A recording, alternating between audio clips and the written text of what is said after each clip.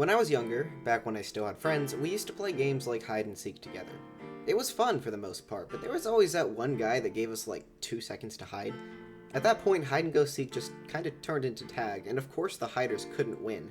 When there's something unfair that we literally couldn't react to, it's not just a matter of losing, it's a matter of the game not being fun.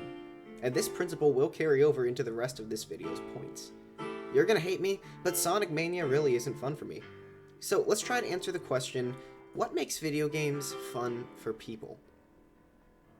To answer this question, we have to acknowledge that there's no concrete answer. Video games are so diverse, not just in the features they inwardly contain, but also in the methods they use to convey these features, that we can't give one definite answer as to why people choose to play them, and yet we can generalize. If we can assume that the reason a majority of people choose to play video games instead of finding other ways to spend their time is the interactivity it provides between ours and a previously unseen world, then we can construct reasons for this small leap assumption. Even if this assumption is too much of a stretch for some of you to side with, just bear in mind that this is the reason that I value video games so highly, which is the very least of what I'm required to prove in a video titled Why Sonic Mania Isn't Fun for Me. Either way, we must take interactivity into account, which in itself is made up of two components that we need to consider: output and input. Output is what I regard as the information being delivered from the device to the actor. It's just like listening to a lecture. It's a continuous stream of knowledge being delivered from the source to the recipient. The other component of interactivity to consider with video games is input, or the tools that the player has that change the output of the game. Think of it as the buttons you press in order to make your character move. Now, why do these two terms matter? Because it's the two of them working in balanced tandem with each other that make up what we know as a video game. If we were unable to add our own input, you'd be watching a movie. If you were unable to receive output, you'd be mindlessly pushing on buttons. Now, these two terms are pretty much universal in the realm of video games, but the ratio of output to input is rarely the same. This is the fundamental concept behind the video game genre. What we're doing now is looking at examples of genres that fall in different areas of the input-output spectrum. Let's look at the analytical side of the equation first, the side that receives more output than applies input. If you enjoy a slightly slower, more methodical approach to the video game, then you might like an RPG like Final Fantasy VII, where the output takes precedent over input, and I can understand the appeal.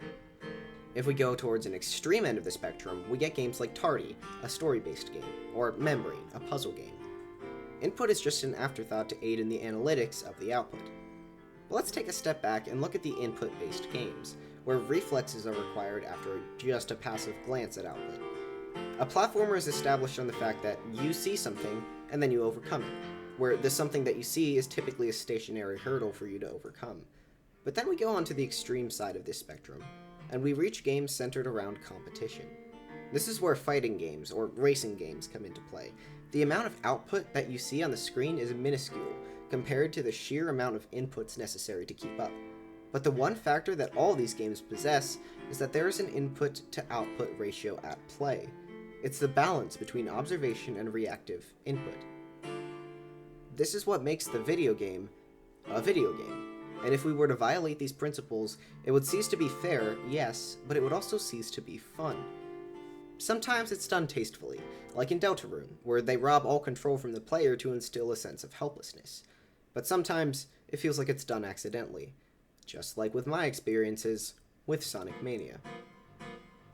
Sonic Mania is a great game, and here's why it deserves to be remembered as such. The music is overflowing with style, no matter which zone you're in, and the game's worth it just for the music alone. The art is so charming, they really went an extra mile when they didn't have to. The controls have been fine-tuned to be so precise. The inputs you put into the game feel like they have weight. They make you feel like you're in control. Okay. This game is a really well-developed experience, but it does have problems. The passion that the creators brought to the table made me continue playing, but the stages can be such a slog sometimes. It's one thing when you're platforming over an obstacle that you can clearly see, but it's another when you get hit by a force that you had no opportunity to register.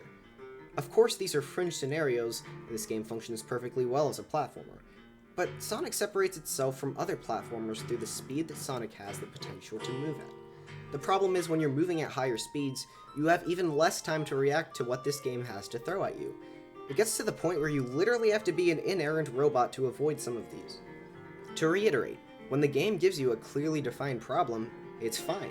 This is when the game functions perfectly well as a platformer. If you fail to overcome the problem, it's on you. But the game doesn't always do that. Whether it's lack of control or lack of reaction time, the game repeatedly bashes you with undodgeable obstacles to the point where I think I can say it ruined my sense of accomplishment when I beat that zone. So what, you may ask? Why does it matter so much if you get hit once? To answer this question, we need to talk about Sonic. You know those rings that Sonic always collects? Well, in the classic games, and a project inspired by those games, 100 of those rings gets you a life. Lose all of those lives, and you go back to the start, or Act 1 of that zone. So, when do you lose your rings? Whenever you get hit. And how many do you lose? All of them. It doesn't matter if you're at a boss fight, or if you're up against the first enemies of the game, all of your rings get dropped. Everything that you slowly built up over the course of this entire stage is ruined. And of course, if you happen to be out of rings and you get hit, you die. Even if you get hit by something you couldn't realistically react to. Game design like this has its benefits. It lowers player security, which has the positive effect of raising tension at first, but when you're playing Flying Battery Zone for 2 hours only to die at the boss, it's just tedious, knowing you'll have to start over, potentially over the course of 2 acts. I'm not entirely sure where to put this section, because this happened after I was done with my script, but anyway. So, normally when you get bounced by a spring, you're expected to hold in the direction it bounces you in, otherwise Sonic will put the brakes on, you just won't go. So, in this scenario, I did that, and then I stopped. Because apparently, if you're upside down, you have to hold the other way. I am so thankful for the game telling me that beforehand, in a scenario where I didn't have to lose a life. Anyway, moving on. The reason I play video games is interactivity, yes. But to take it a step further, it's about me interacting with a hurdle, struggling with it, and then eventually overcoming it. It's about analyzing what works and what doesn't, so I can learn from my mistakes and eventually pull it off. But when you've learned from your mistakes, and you're about to jump over the final hurdle, and then the game pushes you over and drags you back to the start of the track, it completely disregards everything I love about a game.